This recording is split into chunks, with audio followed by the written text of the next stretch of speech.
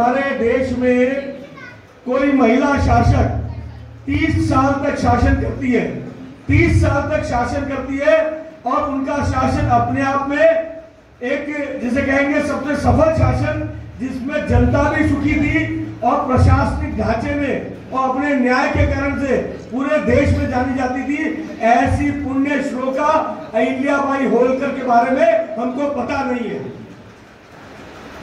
और वो इसलिए पता नहीं है किसी ने आज तक हमको बताया नहीं, कहीं हमको पढ़ाया नहीं।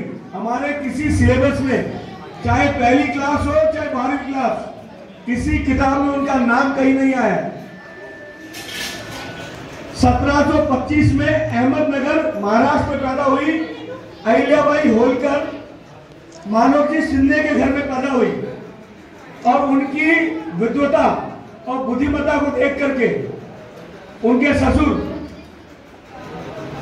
मल्हारराव होलकर ने अपने पुत्र खांडेराव से उनका शादी करना तय किया और मल्हारराव होलकर साम्राज्य के शासक थे और बहुत बड़ी मालवा की रियासत के रियासतदार थे। बच्चों, मैं तुमको जो जानकारी दे रहा हूं कहीं नहीं मिलेगी किसी किताब में। और उन्होंने उनसे उनकी शादी की अपने पुत्र से। शादी के कुछ समय बाद उनके पति की देहांत हो गया। उस जमाने में जब पति का देहांत हो जाता था तो पत्नियां सती हो जाती थी। विधवा होने के बाद में अपने महल में या शासन में नहीं रहती थी, मंदिरों में चली जाती थी रहने।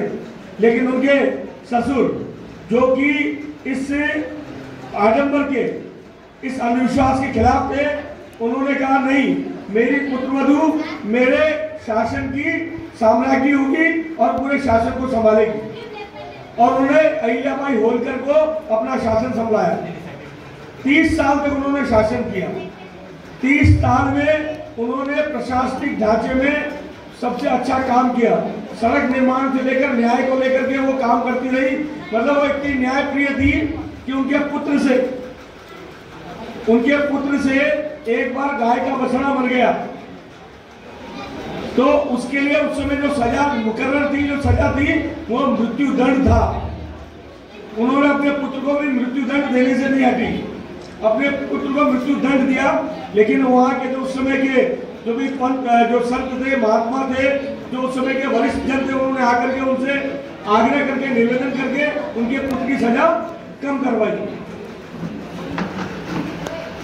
निश्चित रूप से इस देश के अंदर हम गजनवी इनको जानते हैं। किसी ने सोमनाथ का मंदिर उजाड़ा, किसी ने काशी विश्वनाथ का मंदिर उजाड़ा, किसी ने राम मंदिर को तोड़ा, किसी ने हमारे हरिद्वार के मंदिरों को तोड़ा, किसी ने हमारे अजमेर के जो मंदिर है उनको, संस्कृत की पाठशाला को तोड़ा। लेकिन इन मंदिरों को तोड़ने वालों का नाम तो हमें पता है। कौन गजनी था, कौन गजनवी था, कौन औरंगजेब था, कौन बाबर था, कौन हुमायूं था। लेकिन इन मंदिरों का पुनर्निर्माण कराने वाली इस अहिल्याबाई होलकर के बारे में हमें पता नहीं है।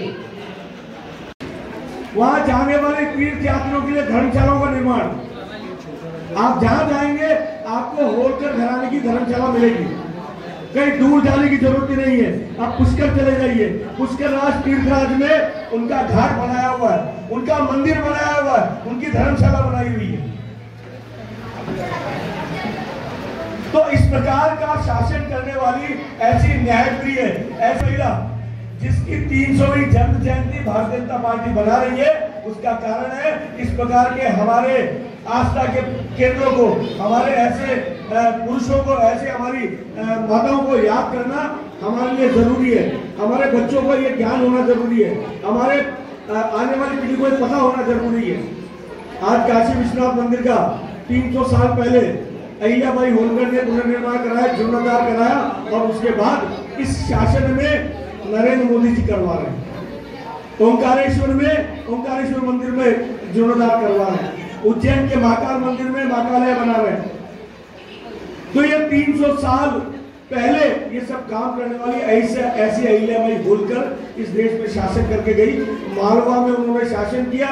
उनकी राजधानी इंदौर नहीं, महेश्वर थी। तो केवल मात्र उन्होंने मंदिर नहीं बनवाए, अपने न्यायपीठ की कहानी प्रसिद्ध नहीं की, उन्होंने महिलाओं के उद्धार के लिए, उनके उत्थान के लिए काम किए, महिला शिक्षा पे काम किया। उन्होंने उस जमाने में, उस मारवाड़ के शासनकाल में उन्होंने उनके लिए, महिलाओं के लिए स्कूलें खोली, विद्यालय खोले, उनके लिए लघु उद्योग लगाए। आज जो माहेश्वरी साड़ी, महेश्वर की जो साड़ी प्रसिद्ध है, वो लघु उद्योग, कुटीर उद्योग उन्होंने शुरू करवाए। और केवल मात्र मालवा में ही नहीं, भारत भर में जहां जहां हमारे आस्था के केंद्र है, चाहे वो रामेश्वरम हो, चाहे केदारनाथ हो, चाहे सोमनाथ हो, चाहे बद्रीनाथ हो, चाहे घुश्मेश्वर हो, चाहे ओंकारेश्वर हो, चाहे उज्जैन हो, चाहे अयोध्या हो, चाहे वृंदावन हो, इन स्थानों पर इन्होंने मंदिर बनाने के साथ वहां पर विद्यालय बनाए, वहां पर जाने वाले तीर्थयात्रियों के लिए धर्मशालाएं बनाई, वहां पर मंदिरों के साथ में कुएं का निर्माण किया। आम जन भी पानी की समस्या के समाधान के लिए, आज हम जल समस्या की बात करते हैं, उन्होंने उस समय विभिन्न नदियों के घाटों पर जलाशय अलग से बनवाए, जिससे कि आम जन अपने पानी की व्यवस्था कर सके। जहां पर जलाशय नहीं बन सकते थे वहां कुएं बनवाए। तो इस प्रकार की महिला, ऐसी विदुषी महिला, उनकी 300वीं जन्म जयंती पूरे देश में, पहले राष्ट्रीय स्वयंसेवक संघ ने इसका पीड़ा उठाया और पीछे पीछे भारतीय जनता पार्टी ने पूरे देश में इनको लेकर के पेंटिंग प्रतियोगिता है, इनको लेकर के हमारे जुलूस, शोभा यात्रा, इनको लेकर के सामान्य ज्ञान प्रतियोगिता, इनको लेकर के वर्कशॉप, इनको लेकर के संगोष्ठियों का आयोजन इनके नाम पर करवाने का काम शुरू किया। निश्चित रूप से मैं, क्योंकि अब अध्यक्ष यहाँ मौजूद है, हमारे बजरंग मंडल के अध्यक्ष को साधुवाद, अभिनंदन दूंगा। उन्होंने संगठन ने जो निर्णय किया, जो आदेश दिया, उसकी पालना में सर्वप्रथम पहली बार यहाँ ये पेंटिंग कॉम्पिटिशन यहाँ पे कराया, प्रश्नोत्तरी भी हुई है और आज ये संगोष्ठी में हम सब यहाँ पर मौजूद हैं।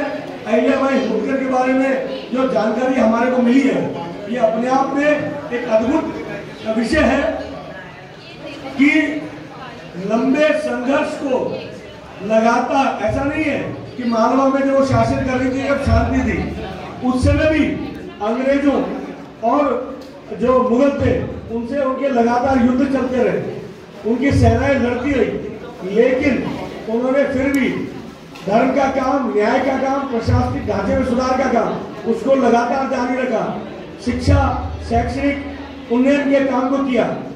निश्चित रूप से इस प्रकार की अहिल्याबाई होलकर की जन्म जयंती के इस 300वें वर्ष में मैं उनको नमन करता हूँ, वंदन करता हूँ